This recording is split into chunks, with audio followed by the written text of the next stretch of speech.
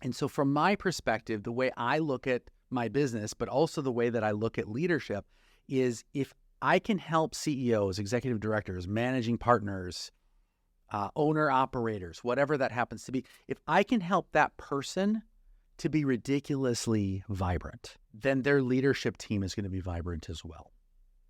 And then their leadership team will, with that new vibrance, will then spill into the whole company or the whole nonprofit or the whole organization.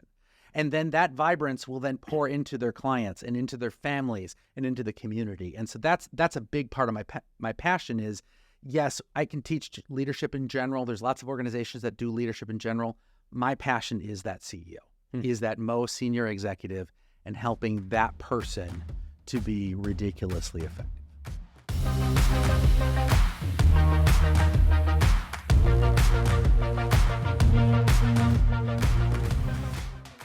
Welcome back to the Pay It Forward podcast. I'm one of your hosts, Austin Seward, along with my co-host, Keegan Walls. And today we have the pleasure of sitting down with Brent Hafele. Brent is the president and executive coach at his business, Vibrancy Unlocked, which does coaching for executives, CEOs, and works with people all across the country. So Brent has served in the either number one or number two role in companies throughout his entire career, has a ton of valuable insights to share with us here today. So really excited to have you part of the podcast, Brent. Thank you. This is going to be fun. Absolutely. Well, share with us Vibrancy Unlocked. What is it? How did you come up with the name? Yeah. Who do you work with? Tell us about it. Well, the word vibrancy has been part of my it's been part of my story and part of my life for better part of 15 years. I was in St. Louis at a conference, and this guy comes up to me. His name was Mike, and he says, "I need your help." And I was running my own consulting firm at the time, and he says, "I need your help." I said, "Okay, what do you need help with?" And I shared a list of my products, and each time I'd say, or services, he'd say, "Do you need help with this?" He said, "No." "Do you need help with this?" "No." And I just said, "I'm confused, Mike. What is it that you need?" "We just aren't growing." And I said, I know what you need. He says, "Well, what is it?" I said, "You need a vibrancy plan." And he says, "That is exactly what I need. What is it?" And I said, "I don't know." "Give me a night. I'll come back with you." And so the next day we talked and we connected, and I had a whole vibrancy plan for him. And that was really the start of that word vibrancy that has really been part of my life for a while. That became part of my mission statement, and my personal mission statement is unlock the God-given potential of leaders so that they and their followers will live a more vibrant, loving, and impactful life. And in that, I have the word vibrant and I have the word unlocked. I just happen to put them in the other order. And that's ultimately what I want for my clients and those that I'm working with. I really want to unlock that vibrancy and just see where they go and cheer them on and celebrate. Awesome. And how long have you been doing this? Well, the business is about a year old. Okay. And so I started the business last fall, and it really has been germinating for my whole career. And I've been a consultant for the last 15 years. I started working as a coach about 4 years ago. Right before the pandemic, I started working as a coach.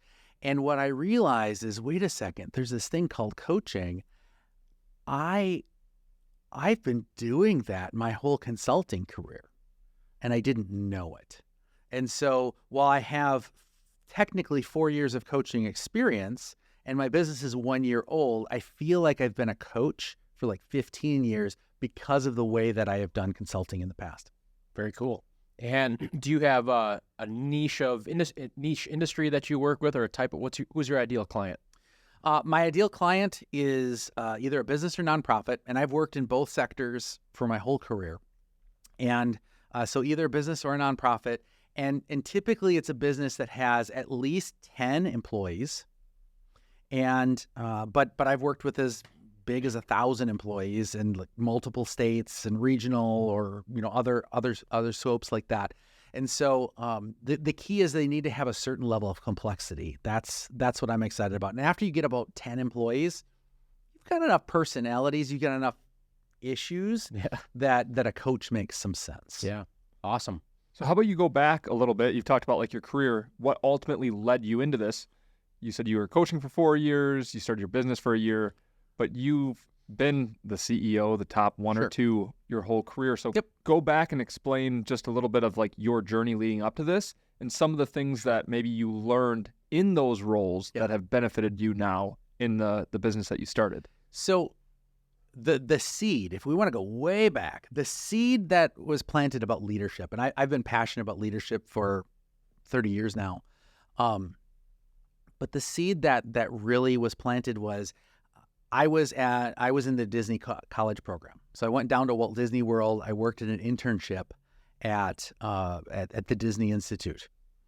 And when I was there, I was doing food and beverage, nothing fancy, nothing exciting. But the Disney Institute is the place where Fortune 500 executives go to learn how to do Disney and do the magic that Disney does, whether it comes to creativity, the way they work with leadership, people, teamwork, innovation, all those things. And I got to, yes, I was, carting in Coca-Colas, and I was working with, bringing in meals and refreshing their waters and stuff like that. But I was in that environment, and I was like, whoa, there's these people that do this. This is amazing. I want to do that. And so I went back to school. I went to University of Wisconsin, Eau Claire. I'm a blue gold, and got done. Got back to Eau Claire, and I changed my major right away. Organizational communication with a minor in leadership development. This is what I want to do. This is so cool. And then I graduated during the dot-com bust, 2002. And that was when people thought that, dogs.com was going to be the biggest thing ever. And all this real estate was being bought up in URLs. And people realized, I can write other URLs, and dogs.com really didn't sell like they thought it was going to. So we got into a recession, and not only were people not hiring folks with my degree, they were firing everyone with my degree, and so it was hyper saturated. I had no place to go, and I ended up working, ironically, at a homeless shelter, Hope Gospel Mission in Eau Claire, and the position was for a volunteer/development coordinator. And in my ignorance, I thought, I can work with volunteers, and I can see how homeless people need development. What I didn't know is that development in the nonprofit sector is code for fundraising. Okay. And so in the interview process, I told them what they wanted to hear. They told me what I wanted to hear. And they said, congratulations, here's your job. Oh, by the way, you need to raise $250,000 by the end of the year.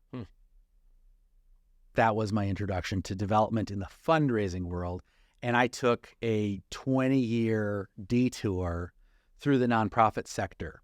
And that was just pivotal to growing and learning, is working in and around the nonprofit sector over that 20 years. And do you stay working with that organization for that entire time, or do you jump from different nonprofits? I worked at Hope Gospel Mission for about 4.5 years, and then I worked my way into the stewardship director. One of those pivotal moments, and this was just a huge lesson. One day I walked into my boss's office and I said, my title is volunteer/development coordinator, and I'm supposed to raise money from these people. No one wants to talk to the coordinator. Yeah. Mm-hmm. No one wants to talk to the coordinator. Could I change the title just on the business card? No need to change the job description. I would like you to pay me more, but you don't need to pay me more. Could I change it to stewardship director? It's just on the business card, nothing big deal. And he said yes, and we changed the business card, and it was that day. I mean, that made a huge change in the trajectory of my career, because at 23 years old, folks are, we're in a room, and I'm the second person with director in his title in the organization, and we'd have a meeting. We only got 8-9 people working there. And if the executive director wasn't in the room, they'd say, well, what do you think? Well, you're the director. I'm like, no, it's just the business card. Well, what? And at some point I had to just be the title that was put on me. And that was a pivotal leadership moment for me. So I left Hope Gospel Mission, became executive director of the Chippewa Valley Free Clinic, and was the first executive director there. They'd been operating for 12 years, but they hadn't had a CEO type role. Ran that for about 4 or 5 years. We expanded programs, expanded impact, improved the quality of programs there. And then from there, went on to starting my consulting practice, New Day Nonprofit Solutions. And that's really where that coaching seed started, because my son was born My wife looks at our first child and says, I can't go back to work. Mm-hmm. And I said, uh-oh, we're in trouble, because she was making 60% of our income and 100% of our benefits. So it was in that moment where I started this business thinking, I'm 29 years old. Who's going to hire a 29-year-old consultant? I'll make a little bit of money on the side and it'll take the edge off. And that wasn't God's plan. I ended up making more money working part-time in consulting than I did working full-time at the free clinic. And so the next year I left the free clinic and went into that business. But as a consultant, I needed to coach my clients, because 29 years old, I don't know what I'm doing. And so I ended up using coaching tools and questions and lots of other things to kind of find the answer instead of know the answer. And that was a core part of that. Just to get to where we are now, I ran my company for 7 years, sold it to a national consulting firm, Dickerson Baker and Associates. They're a multi-million-dollar organization with lots of consultants in it. I started as a vice president and I worked my way up to senior vice president of talent development, where I led the consulting team. And that's the core service of the organization. So that was just probably my ideal job. It was so fun. I really liked that element of leading and growing those leaders. And that's when I started working with coaching and getting certified in coaching. And all of a sudden I was like, that's all I want to do the rest of my career. So you mentioned coaching, you mentioned consulting, business. A lot of people see those as like the same thing. Yeah, right? absolutely. So very common. Are they similar? Are they different? How are they similar and different? They definitely have similarities. They both are trying to go towards a certain ends. They're both facilitators of growth or facilitators of progress of some sort, but they go about it differently philosophically. So a consultant comes in as the expert, and you typically are hiring that consultant to solve your problem. And so you hire the consultant, and the consultant will often diagnose the problem, will then make recommendations, and sometimes will even solve the problem for the client. A coach looks at it differently. The coach comes in and says, you as my client, you are the expert. And my job as the coach is to draw that expertise out. And so I have coached clients like the Pittsburgh Zoo, having never worked with a zoo before and leaving that experience successfully. Or going over to Africa and working with leaders in Africa, not knowing anything about the African context and being successful there. Or I worked with the Olive Crest, the largest foster care organization in the state of California. Not really knowing much about the foster care system or that, but being able to ask key questions that draw out their expertise. And that's a core element. That's a core difference. The other thing is consultants give a lot of advice. I often will subordinate my perspective and hold that back. Sometimes I will give advice, or sometimes but it's always with permission. Would you like me to share an insight? Would you like me to ask you, or I have an idea, or I've done this before. Would you like my advice, or would you like me to ask you another question? And again, coaching is very client directed. Consulting is more often consultant directed. So with your current coaching, have you found like a common thread of like this one thing, right? Sometimes I think that businesses can look and go, oh, we have all these problems, we need a coach. But have you found like this common thread of like, this is ultimately like what people are needing or missing? I mean, what would that be? Yes, I have. And I've worked with, over my consulting career and over my total career, I actually went through and I calculated how many executives, senior executives, CEOs have I worked with. I've worked with over 175 in my career. Wow. And in looking at all those, one of the things that I noticed is that the bottleneck is always at the top. And so if you look at a bottle and the bottle is sitting, where is the bottleneck? It's at the top. And often the limiting factor is what John Maxwell calls the law of the lid. It is the CEO that's the limitation. And so it could be the CEO's busyness. It could be the CEO's pride. It could be the CEO's assumptions about delegation or about their own value or what they're supposed to do or any of those types of things. But often it is the CEO. And so from my perspective, the way I look at my business, but also the way that I look at leadership is if I can help CEOs, executive directors, managing partners, owner operators, whatever that happens to be. If I can help that person to be ridiculously vibrant, to be healthy, and to be a good leader, and to be humble, and to be productive in their work and generous, I can help that CEO to be vibrant, then their leadership team is going to be vibrant as well. And then their leadership team will, with that new vibrance, will then spill into the whole company or the whole nonprofit or the whole organization.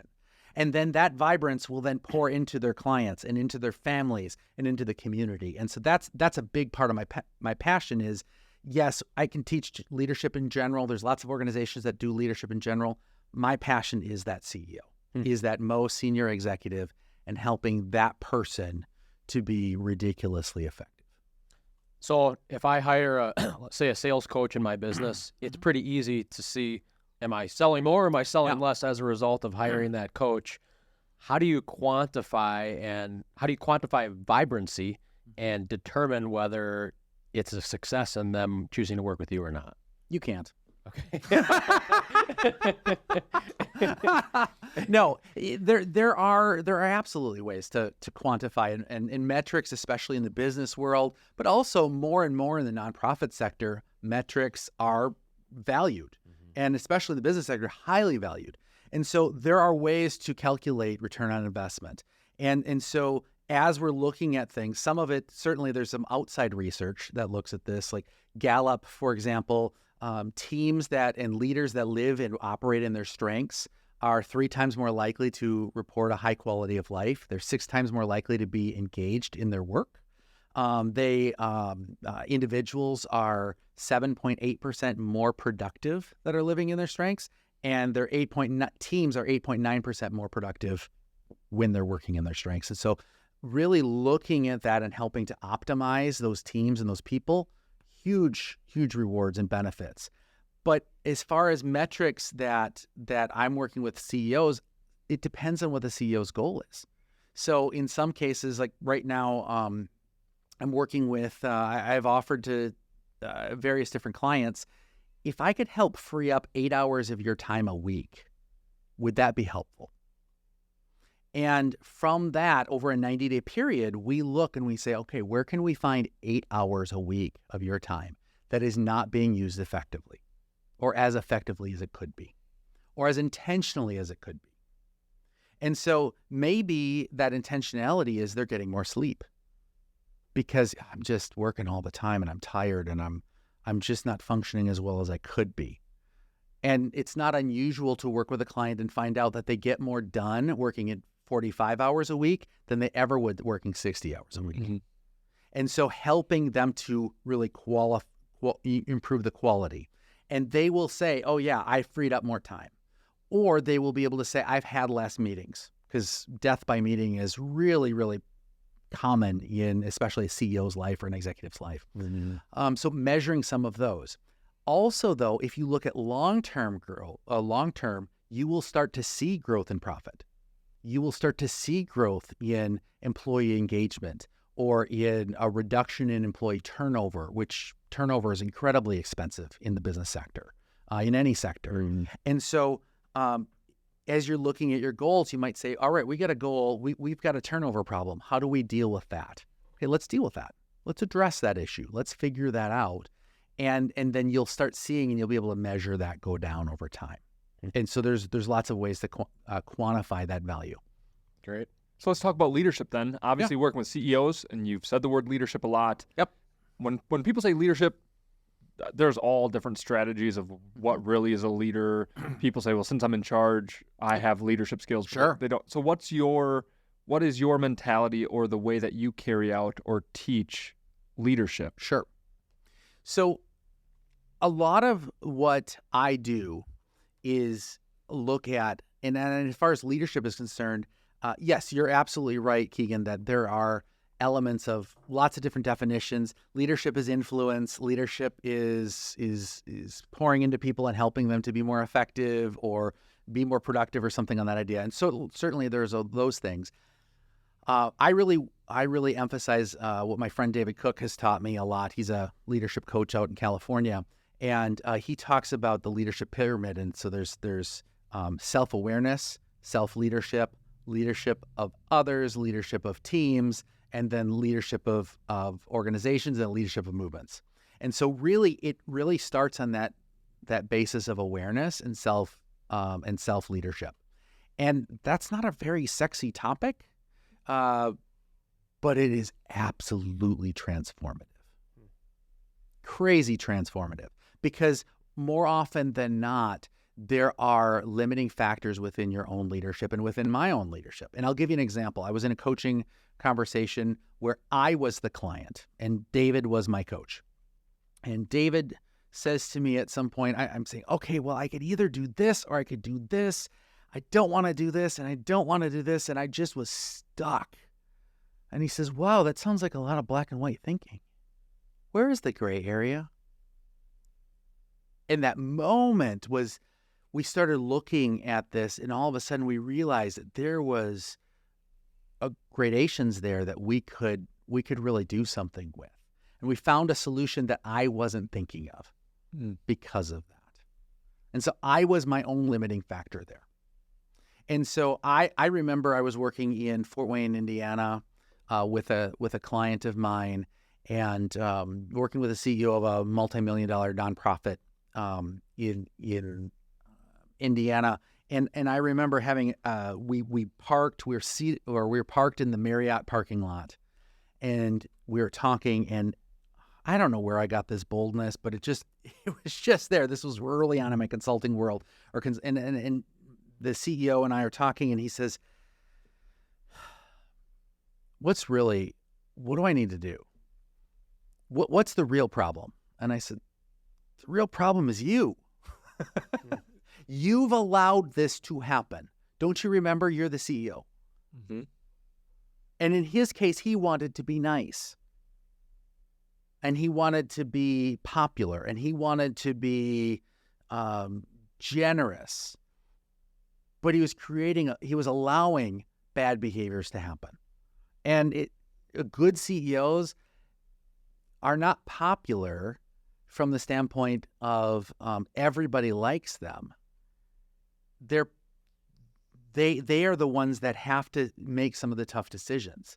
And good CEOs will say, that kind of behavior isn't going to work here, and hold the standard.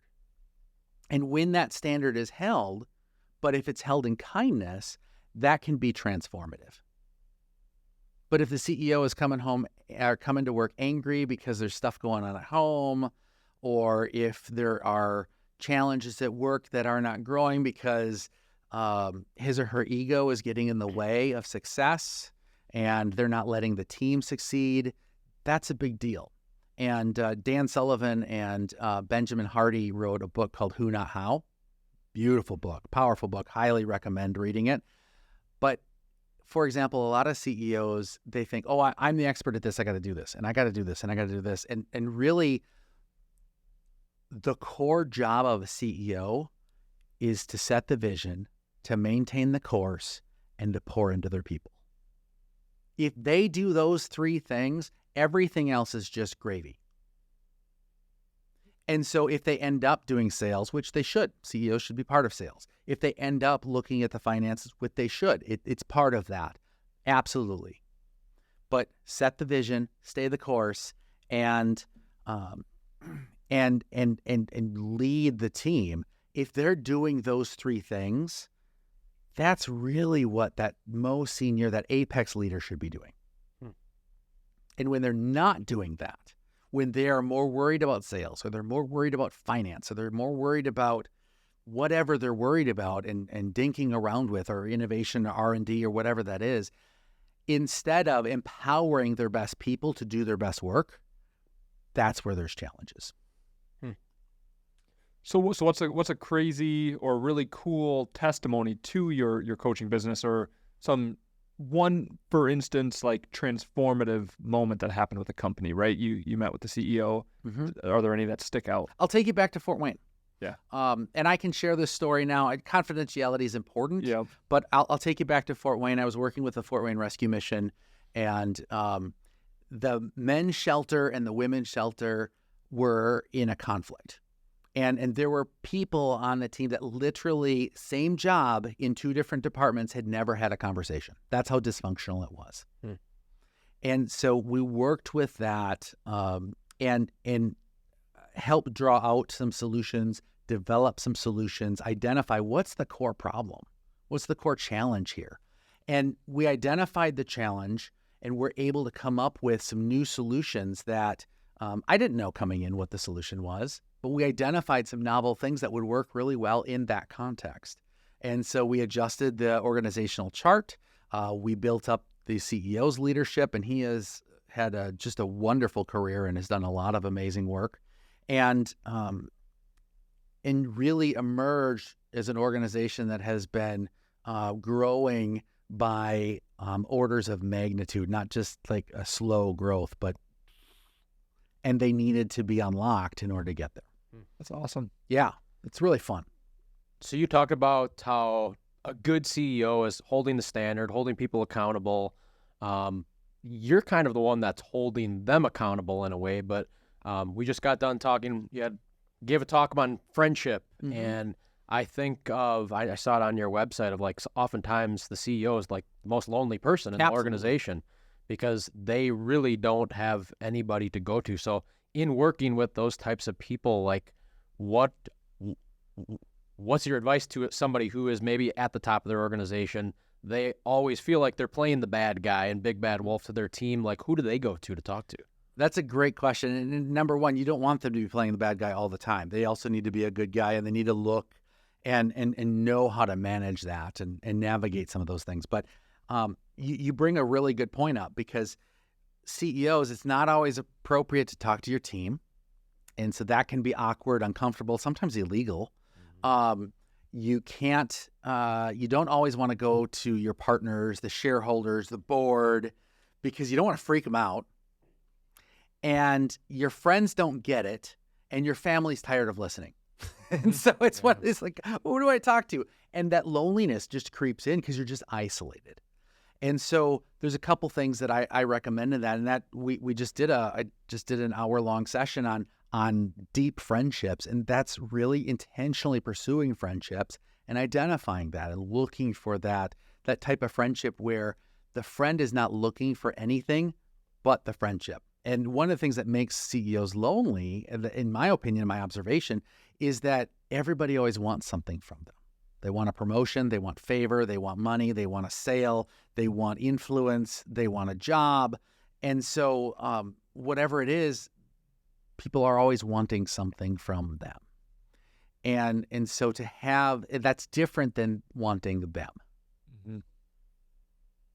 And so that's where seeking out, whether it's another CEO that can be that kind of friend, or whether that's somebody who's like in a totally different sector, has nothing to do with you, some friend at church or on the softball team or something else like that, whatever it is, but being intentional in that friendship is really important.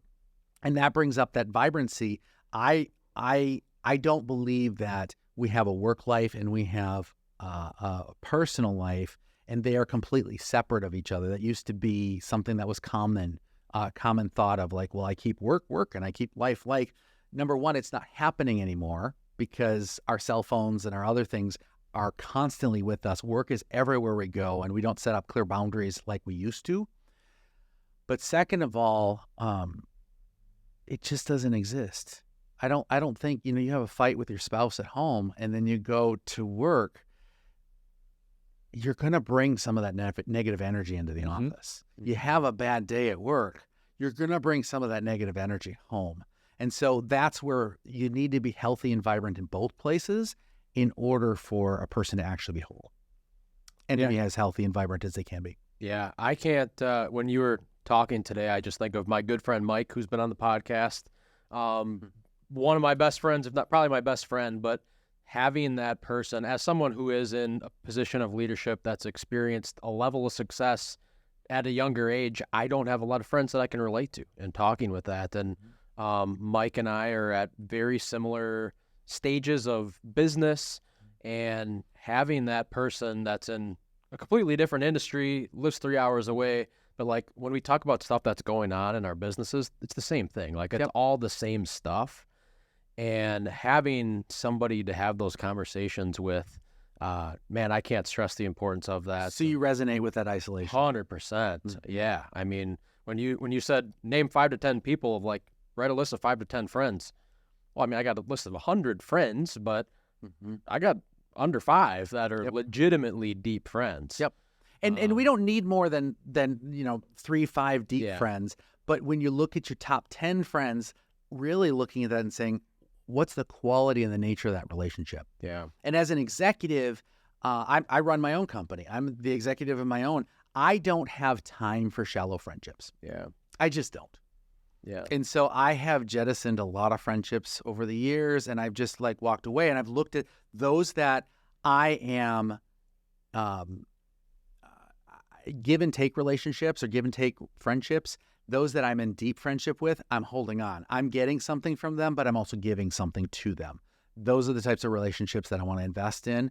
And so unless there is a real purpose of it, there's not a lot of people that get one-on-one time with me that's not paying for it, honestly, unless it is one of my closest friends and someone that we're doing life together. Yeah. I mean, that makes sense. I just read an article with my wife the other day where it was talking about that. The older you get, right? Like, man, when you're in your early 20s, it felt like, man, I got like 15 best friends. Yeah. The older you get, I think whatever study they did, it's like you can really like physically only have 3 to 5 deep friends. You cannot, like, you literally don't have the capacity, the emotional capacity, or the time capacity to have more than that. But see, it's not unusual. And I've actually coached. This is so strange. We'll be in coaching. We'll be talking about their business. And that's where I'm not a business coach. I am a coach to executives or coach for executives. That's not four. I'm a coach for executives. And so that's a core element of it, because you can have lots of friends and be very shallow with lots of people, but it doesn't fulfill that need and that element of loneliness and isolation that CEOs can, especially CEOs, pastors, executive directors, others that are in that like most senior role. It's very isolating. And that's where having some of those close friends are really critical, but you have to be intentional about it. And that's a core element of my practice, and my practice philosophy is that intentionality. So you talked about how stuff at home obviously reflects stuff at work and vice versa. In regards to work-life balance, is there such a thing of creating, even though some of those things that happen might overlay, obviously they overlay into your personal life and business life, but is there any science, or do you give any recommendation of creating that balance or trying to be intentional about creating that balance in your life? I don't believe there's such a thing as work-life balance, because work-life balance assumes that it's naturally going to balance out. And when you think about what is the word balance, it's like a scale with two sides. And so you put what you're weighing on one side, and you put the control weight on the other side, and that creates the balance. And it will, no matter what it is, it will balance out. Whether it's, this is lighter and this is heavier, or it will automatically balance. I like actually life work order. And what that is that's more active. I'm going to order my work and my life. And there's times when I will say, all right, I'm going to put more into my work in this season than my personal life. But if you're always doing that, that's where the trouble is. We got another sprint. We've got another sprint. We've got another this. We've got another that. That's a huge problem, because that's where, huge amounts of stress and depression and anxiety and other things start to happen. That's where heart attacks and strokes come late in life, because you're not in that balance. Your body is saying, this ain't working, folks. And so part of working as a coach is helping them look at both the life and the work. And I have a simple self-assessment. I call the life work scale, life work vibrancy scale. And there's 7 life factors and 7 work factors. And we really help look at those and, how are your relationships? How is your personal finances? How are these things? How is the work? What's the balance between those naturally as it is? Now, what do you want the order to be? And really looking at that in a more substantive way. Yeah, that's great. So in a world that anybody can be a self-proclaimed coach, right? Yep. You can go on TikTok and call yourself a coach and start putting out some videos and create an online course. For somebody who is looking to hire a coach, what are some things that they should look at to do their due diligence in who they hire? Sure. And you're absolutely right. Anyone can call themselves a coach. Anyone can call themselves a consultant. Some of those titles. Now, only certain people can call themselves a therapist because they're legally licensed or they're certified in that. Only certain people can call themselves a physician or a medical doctor because that's a licensed thing. There's not a license or a registration for coaches and consultants in most states or most places. So it's kind of the wild, wild west. Yeah. So there are very select certifications, and there are good certifications out there. The gold standard is from the International Coaching Federation. And so almost every program, like I'm a Gallup-Certified Clifton Strengths Coach. Great program, do great work. But who endorses them and who gives them the credits that are part of that program? The International Coaching Federation. So you go to do Gallup training on learning how to be a coach, but at the end of the day, it's ICF that really is the standard.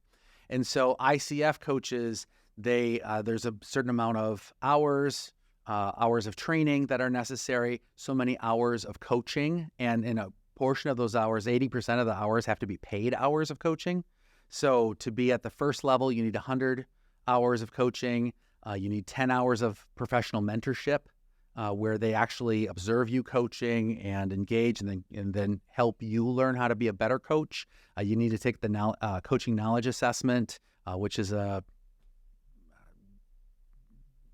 paper and pencil test. Well, now it's on computers, but it's a real test that you take. You got 3 hours, sit down, do this.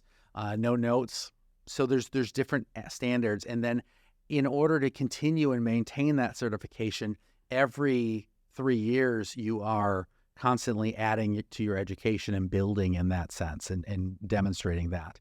The second level of coaching, PCC, Professional Certified Coach, those coaches have 500 hours of documented coaching time.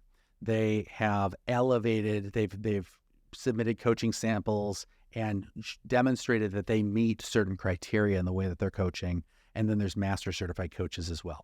Anyone that has the ICF certification, that they at least have the base level, that they're not just a fly-by-night type of thing, because ICF is not going to allow that. And then as you grow up, that anyone with a PCC or above, that they are rock stars at what they do. And is that industry specific, or is that amongst all business in general, or if somebody wants to be certified? ICF they certify the process of coaching. Okay. So you can be a health coach, you can be an executive coach, you can be a fitness coach, you can be a life coach, whatever it happens to be. Sales coach, as you mentioned before. Yeah. So, but when you use that word coach, if it doesn't include a certification with ICF, often who knows what you're going to get. Yeah. And that's where it's really important. Tell me about your coaching philosophy. How do you coach? Why do you coach? What does that mean to coach? How is it different from counseling and therapy? How is coaching different from consulting? All of those methodologies. Yeah. And I think, just speaking from personal experience, looking for somebody that has a proven track record. Like they absolutely did what you're looking for. They don't just preach it. They didn't just go get a certification and take a class and because they wanted to be an entrepreneur or be a coach. Like they've done the work themselves and developed as a leader themselves. That certainly adds to the richness of what they're able to bring as a coach. Totally. But there's an element within coaching where, I work with ridiculously intelligent and talented people. Mm-hmm. And more often than not, they don't need to have me share my opinion with them. They don't need me to tell them what to do. And frankly, if I did, they wouldn't listen anyway. Yeah. They're just the type of person that is like, go, or, you don't end up getting to CEO when you're wishy-washy. Totally. They know what they want. They're entrepreneurs. They're entrepreneurial. They're innovative. They are drivers. And so those types of personalities, consultants isn't always going to work with them anyway. And when I was a consultant, I would be really happy if my clients listen to, if they followed through on 60 to 75% of what I recommended, I was thrilled. Yeah. Now, as a coach, I'm not invested in, I'm invested in them. I'm not invested in the outcome. So I am invested in them, and they decide where the outcome is. And there's 3 pillars that I work with my clients. One is confidentiality. So your story is not my story to tell. So any of the stories I tell, I have permission to tell them. The second is non-judgment. And that's a real critical one. So we're going to have conversations, and it's going to be confidential, and you are welcome to tell me anything, and I am going to reserve judgment. I'm not going to judge you. I'm not going to tell you you're this or this is wrong or that's for you to determine. And so while I certainly want to work with clients that are principled and have values, it's not my job to shame them. It's not my job to any of that. It's my job to lead them to the best decision for them. And I love that. And that's a really freeing philosophy. And then the third pillar is is client directedness. And so where the client wants to go, they go. And I give my clients permission. Hey, if there's a question you don't want to answer, don't answer it. Just say, hey, I don't want to talk about this. Can we talk about that? Yeah, great. I might say, what was behind the change there? What is it about here that's really exciting to you? And then dig into that. But I'm not, no, we have to answer this question. That's not the way that I work with my clients. I think entrepreneurs and leaders too, like if you were to tell me I should be doing something, I'm probably less likely to take that advice. Whereas if you were helped me find out for myself why I should be doing that. It's silly to say, but it's true. Like you tell me to do something, I've always rejected. That's why I didn't like school, right? I don't like a teacher telling me what to do, and I have to do this, and I have to operate within that box. But now I pay for coaching. I pay for personal development. I read books. I didn't read books in school, but I'm doing it because I want to do it, and I want to learn, and I want to grow, not because somebody's telling me that I should do that. So how do you motivate your clients in that way? And it's almost an art of finding a way to motivate them without telling them exactly what they need to do. Correct. And I do want to share, my wife has a coach that says that constantly encourages her clients, don't should on yourself. Yeah. Don't should on yourself. So it's not my job to motivate them. That's not my job. That's not what I do. My job is to help them figure out how they motivate them. And so I will ask questions like, Keegan, why is this important to you? Why is this something, if you get to the other side of this and you succeed, what's going to be different? What's going to be what's going to be better? What's going to be worse? If you don't do this, what are the consequences? There's a tool called the Cantrell scale, and it's basically you think about a ladder in front of you, and when you're on the ground, it's 0, and when you get up on the top rung, it's 10. 10 is the best possibility. 0 is the worst possibility. What rung are you on now? I'm on a 6. What would it take to get to a 7? What would life be like if you were on a 7, on rung 7 versus 6? What would work life be like? What would this be like? And so helping them to identify those things and think through that. And for a lot of CEOs, a lot of executives, frankly, a lot of leaders, and we're just so crazy busy. We're going, that time for reflection, time to slow down and think is not something that a lot of CEOs take time for. But what is it that you want your CEOs doing? I don't want my CEOs doing anything. I want them thinking. I want them leading. I want them inspiring. I want them holding people accountable. I don't want them doing anything. When I was the executive director of the free clinic, I told my staff, the more that I do, the less that gets done. Because then that's where I become the bottleneck instead of allowing my whole team. And you asked earlier in this conversation about leadership. My whole philosophy of leadership is helping everyone in the organization or everyone on your team to live out what they were created to do, helping them to be absolute rock stars at what they are best at. And when everyone on the team is a rock star at what they are personally best at, that's where the team is going to go huge places. So you mentioned taking time to think. What are some other practical things? Like somebody that's an entrepreneur listening to this, a business owner, a leader, I want to get better in my leadership. Sure. You mentioned that. What are some other practical things throughout your experience that that even fly under the radar that people just don't think about that would impact people today that I can make a choice to say yes and be a better leader tomorrow if I do this? Absolutely. So some of that is what are your expectations? So an example is I worked with a CEO who was in that death by meeting concept and had direct reports coming into meetings, and they'd be an hour long every week, and asked the question, do you need to be in an hour long meeting with everyone? And he's like, well, yeah, we're using the whole time. I'm like, okay, so how are you using the time? Well, we start with chit chat and we do that, and then we set the agenda, and then we get into the details, and then it's like, wait a second here. Do you need to manage what would it look like if your meetings were half as long? What if you had meetings every other week instead of every week? What if you required or expected your direct reports to come with an agenda in advance? What if you talk about and say, I value chit chat, I value relationship and connection, but that's not the purpose of the meeting. The purpose of the meeting is the purpose of the meeting. And then you identify chit chat time or connection time in other opportunities. And maybe that's, the old, Hewlett-Packard 1970s leadership model of leadership while walking around.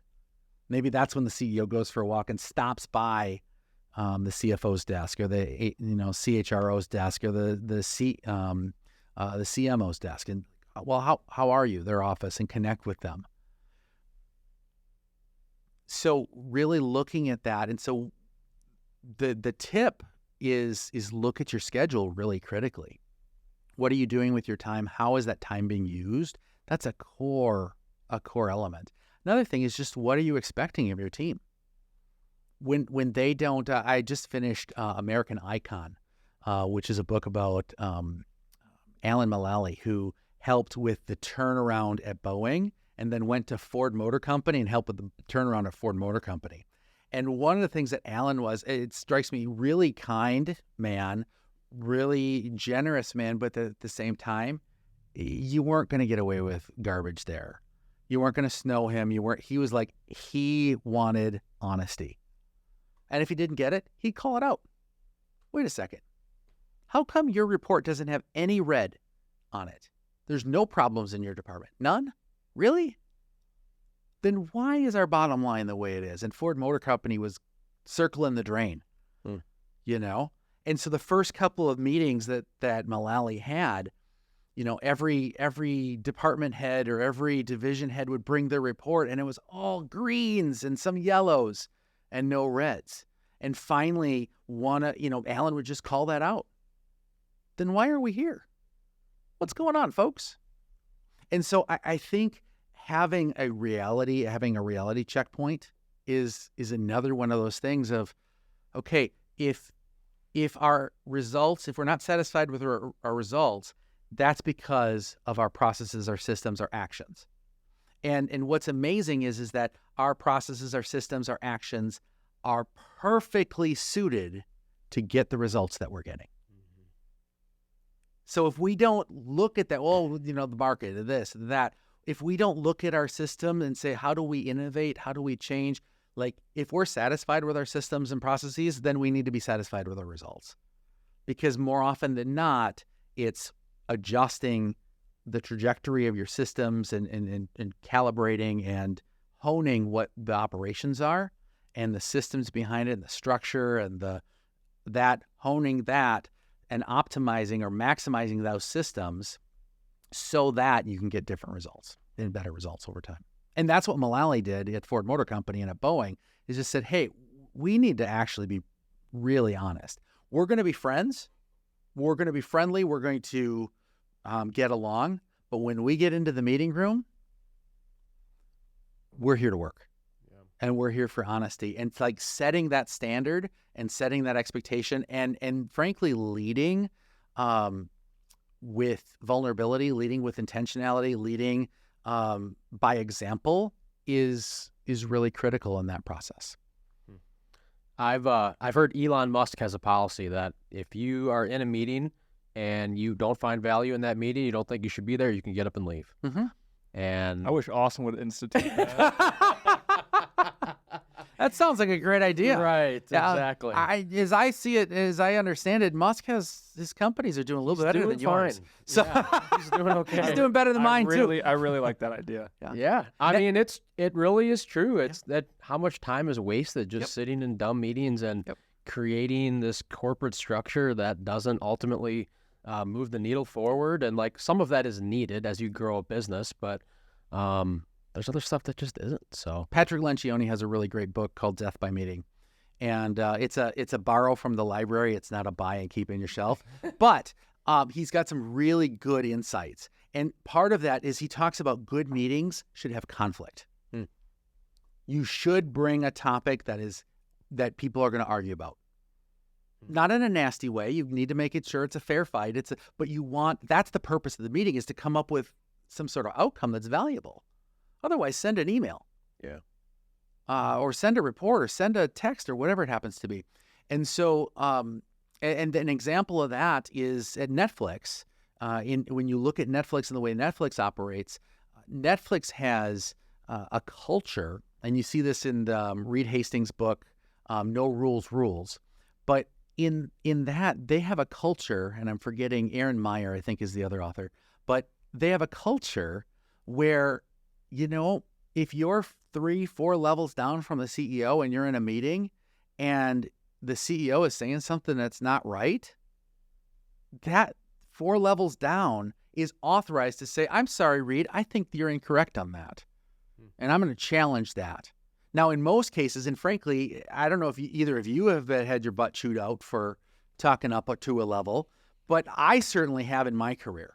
And I've been around leaders, I've been around CEOs where I'm number 2 or I'm working in those roles, and I just hear my CEO say something that's flat out wrong, or that is not completely accurate, or frankly isn't honest or kind or helpful as we're looking at it.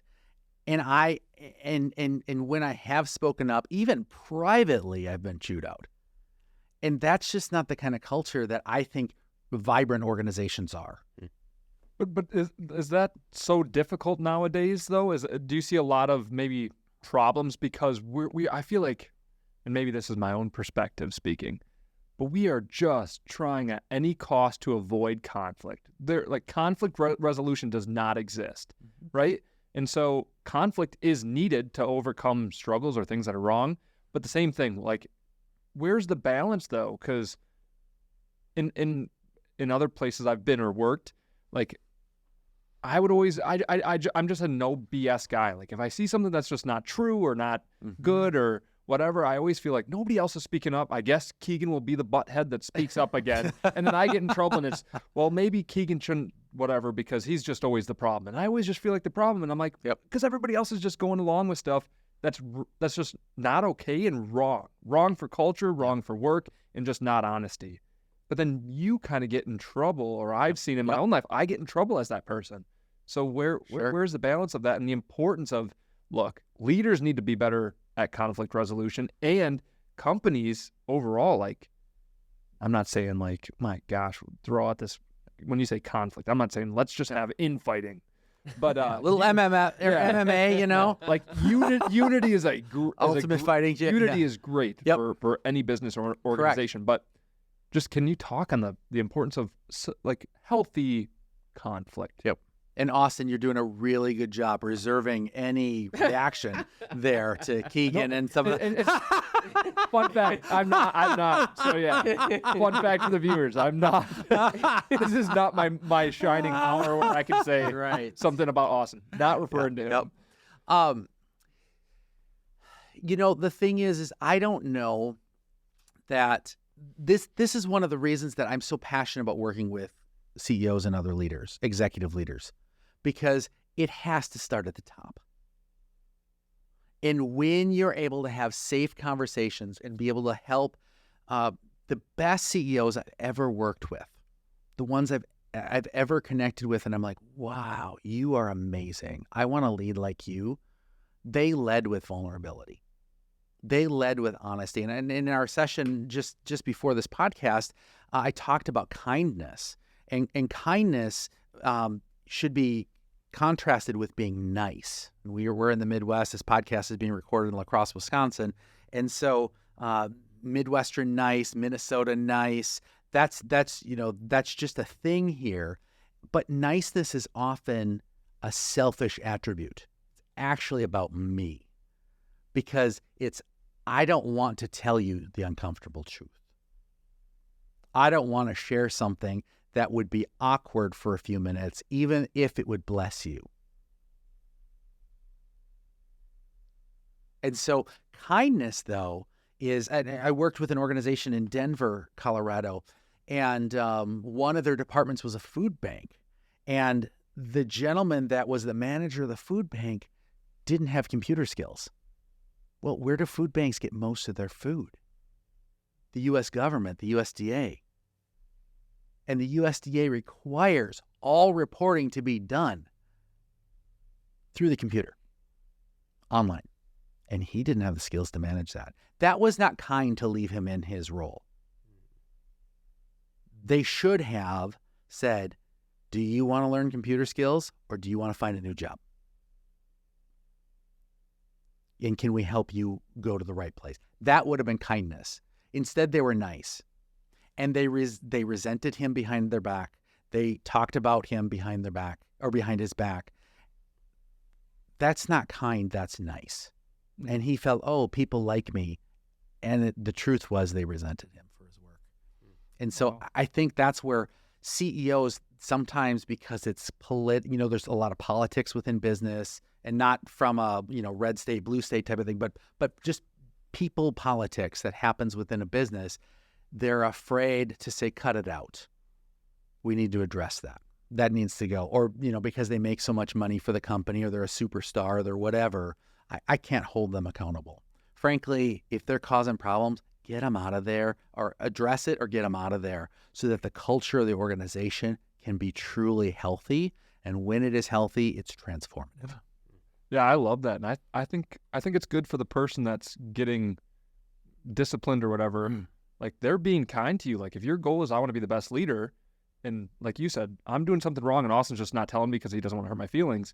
It's not kindness, but it's also why I shouldn't want that as the employee. Like, don't I want to better myself? I don't want people laughing behind my back. So I should then be able to take the criticism or the correction. Correct. He's being kind to me, and then the kindness is also like, if I really want to be like the best me, or the best version of myself in any job, I gotta be able to wrestle with that, or be open to it too, so it is somewhat of a two-way street. You bring up such a great point, Keegan. I mean, it's so valuable. It's not just that they're willing to tell the truth. It's not just the kindness that they will tell other people. It's the vulnerability that they will allow other people to tell them. Mm-hmm. And when the CEO says, you know what, I'm good. Say anything that you think would provide help. And for me, I'm one of those individuals that I'm hard to offend. Like, you have to be intentional about offending me. If you come up and you say, Brent, that sucked. That was terrible. Or this could be so much better. Or you botched it. Or, you never should have said this. My pastor at my church the other day he saw a social media post that I did on LinkedIn. And he's like, you really got to be careful with how I used an expletive in one of my posts. And which one? If you really want to know, I attended a really cool event called Fuck Up Nights, and it's a national movement. It's an international movement where entrepreneurs and CEOs. Is that the first time that word has showed up on this podcast? No. I don't think. I mean, maybe that one. We've had some other ones. But it's an international movement where entrepreneurs come up on stage and they talk about where they messed up and then how they got over that. And so the whole movement, it's a fun name and it's funny to laugh and all this, but it's deadly serious in being able to more normalize failure, because in normalizing failure, you're able to say, all right, you failed. What did you learn? Get up off your feet and keep going now. Use that learning to do something better. And so I had shared that event, and my pastor was kind enough to call me and say, you might want to be careful with how you say that. And whether I agree with him or I disagree with him, I thought it was incredibly kind of him to call me and to risk being able to say that. Yeah. And if I'm the type of leader that says, the heck with you, who are you to tell me? I'm going to be pushing people away, and that happens way too much in organizations, especially with the CEO or the top leader, where they can't take all, they can dish out the heat, but they can't take it. And I just think that's really vibrant when you can. And you're like, all right, bring it. I'm going to be good either way. I love that. Brent, maybe to end us off, on your website, you talk about how self-awareness is only half of the recipe, right? Correct. You can know what to do, and most people do know what they should be doing. Like, I know I should eat healthier. I should work out more. I should do these things, but their actions aren't in alignment with it, which is the back half of the recipe is action. Yep.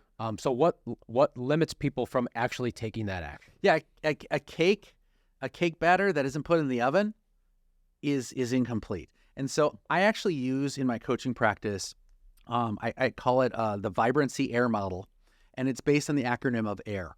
So it's awareness, intentionality, and resolve. And so with my clients, I'm constantly going through this cycle with them. So first of all is awareness. Okay, what's going on? Oh, that's happened. This is what I want to do. I'm excited about this. This is my new goal. Great, that's your awareness. Then the intentionality is, now that you have this awareness, what are you going to do about it? What's your plan? What's the strategy? Where are the tactics? What are the resources you have? Going through all of those details. That's the intentional part, being thoughtful about, now that we have this awareness, what are we going to do about it? But then there's this last step. And originally I was thinking about, it was results. And I thought, we focus so much on results that it becomes almost an unhealthy focus. And so I switched it to resolve. And that allows you to, when all of a sudden you're going towards this, you have this goal or you have this plan, and there's I don't remember what general is that said this, but there's a general that says no battle plan has survived battle itself. And so when you're looking at that and you're thinking about that, having the resolve to say, all right, we have a new awareness. We were looking at these outcomes, but we have a new awareness. Given that new awareness, what do we want to do? Do we keep going, or do we change trajectories? And either way, it's important to be intentional about that instead of, we set this goal and by God, we're going to keep going. Because we set goals and we achieve them at ABC company. Great. But if it's the wrong goal because the market changed, that's not helpful. Yeah. And so, or it's hard, let's go this way. Well, then you abandon your goal. And that's where I think resolve is so important, that you're resolving to be intentional. You're resolving to think through it. And that's that critical element. And that's done by follow-up, accountability, and frankly, looking at those motivations and saying, why is this so important? Simon Sinek talked about start with why. It's so critical. Yeah. I've always, I don't know where this came from, but I've always been told my imperfect plan that I put into action is going to smoke your perfect plan that you never implement. Yes. And, love that. It's so true. Like, I've always been an action guy my whole life, and I've never have made a 20-page business plan and followed step by step of exactly, just start doing, and you learn by doing. And as long as you're failing forward and moving in the right direction, over time, you're going to get to where you want to go. That's a good insight. Have you ever thought about a podcast? Well, what he didn't want to say was that quote was me. And that, Keegan, is why you get into the trouble you get into. Exactly. It's like going around here. Yeah, Keegan is making himself out to be the good guy, sharing of what's wrong, but I am the good guy. There may have been some other reasons you were scolded. Not by me. Oh, no. Yeah, I always joke, like, a little bit of discipline in my childhood would have been very kind. Right. Because, man, did I get, Right. because no discipline growing up, man, life really smacked me. Yep, that's true. Well, thanks for being here, Brent. My pleasure. Where can our audience go to find out more about what you do? Awesome. Go to vibrancyunlocked.com. And I have a number of resources there. I also have just launched a new program for 2024. It's a 90-day sprint where I help CEOs and other executives to identify and free up or reclaim 8 hours of their week. And if you reclaim 8 hours of your week, that's like adding 17 days to the year's calendar. And so there is wasted time, there's squandered time, there is just time that isn't as intentional or productive in most CEOs and executives and business owners and doctors that own their own medical practice. There's time that can be leveraged based on what their goals are. And so that product, that service is it's a 90-day sprint. We're going to look at this for 90 days. And by the end of the 90 days, we're not only going to identify 8 hours, but we're going to create plans and strategies and identify what are the resolve systems in order to get you there. So go to vibrancyunlocked.com, and that's a great place to learn more. Hey, everybody. Thank you so much for tuning in. We sincerely hope that you learned something today. And as always, we appreciate your support and hope you can all find a way this week to pay it forward.